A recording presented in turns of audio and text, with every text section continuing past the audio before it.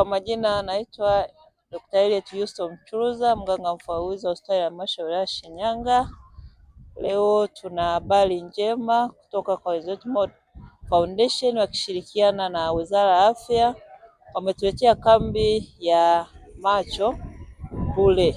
Tunamshukuru Rais wetu Dr. Samia Suluhu Hassan kwa kuruhusu kambi hizi ziendelee katika halmashauri zetu, kwa maana wananchi wengi wananufaika na hizi kambi.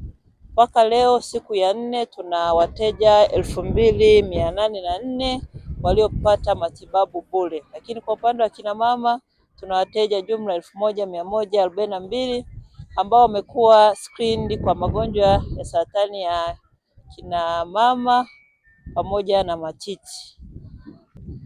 Wenzetu wa Mo Foundation wanaondoka siku ya leo, lakini huduma za macho zinaendelea kupatikana hapo hospitali ya halmashauri ya Shinyanga, pamoja na uchunguzi wa saratani ya shingo ya kizazi kwa mama na kina dada utaendelea kupatikana hapa hospitali ya halmashauri ya Shinyanga. Niwakaribishe wananchi wote kufika ili kupata huduma hizi.